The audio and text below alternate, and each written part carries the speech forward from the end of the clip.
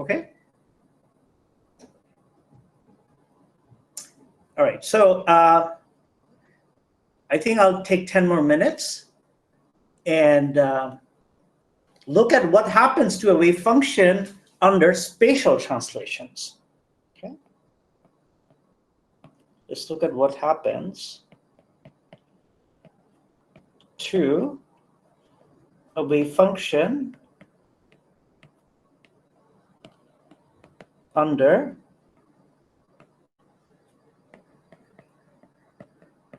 spatial translations. Okay. Because we saw that UT, that generates time translations, right? Mm-hmm. But now we are looking at spatial translations, and we are going to find out the operator that analogously generates the spatial translation. So let's look at a one-dimensional example, and the three-dimension is very easy to generalize. So let's take our system and just translate everything. So let's take x2, just change everything. So translate by -a.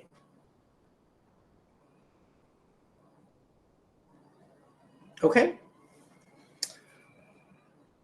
So this is my new coordinate. So let me draw my system. So this is, say, some wave function psi, and I'm just doing some sort of passive, transformation. And this is x, and suppose that, this is the new x prime. So, so this is, say, our wave function. And suppose this distance is a. A is some positive number for the sake of argument here. Then, we are going to find what the new wave function is. We are going to call him psi prime. In this new, new coordinate system, x prime.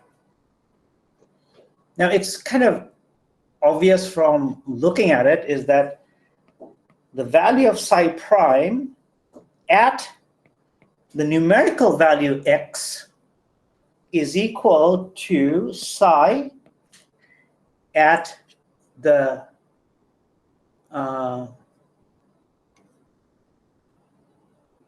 numerical value of x plus a. Is that true? Yes, sir. Yes, sir. Because if I take x to be 0, then this is 0. Then the value of this guy at the origin, x prime, is going to be equal to the value of psi at a. Okay, good. So now let's take a to be very small, infinitesimal. So for infinitesimal,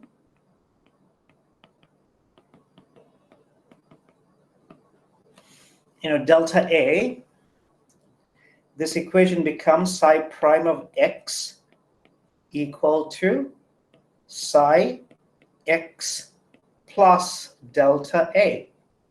Now we can do a Taylor expansion of this equation. And if I do a Taylor expansion, I get psi of x plus delta a del psi by del x of x. And I'm going to ignore the higher order terms. Now we can write this as psi of x plus, or actually, let's write it minus I, actually plus, plus I by h. And then we can write the rest as minus IH bar. So minus I times I is plus 1, right? And then we can keep delta A outside, and inside we have d by dx acting on psi of x. But you know what this is, right? This is the px operator. So we have established psi prime of x is psi of x plus I by h bar, the px operator, times delta A, a small scalar, acting on psi of x. So for finite translation, this exponentiates to psi of x minus a. I'm going to 3 dimensions down. This is going to be given by e to the power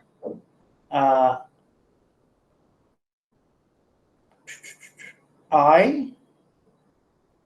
Is that sign correct? I think so, yeah. I by h bar p dot a acting on psi of x. Right. So we see that, if I now switch the sign around, we see that the translation operator, u translation by some positive vector a, or some vector a, of course positive doesn't make sense for vectors. This will be e to the power minus I by h bar p dot a. Right? So we see that just as the Hamiltonian generated time translation, the momentum operator generates spatial translation. Right? So this guy, so u translation acting on psi of x is going to give me psi of x plus a. Is that clear? Yes, kind of. Yeah, this is a very non-trivial idea, so Yeah. you have to come back to it again and again.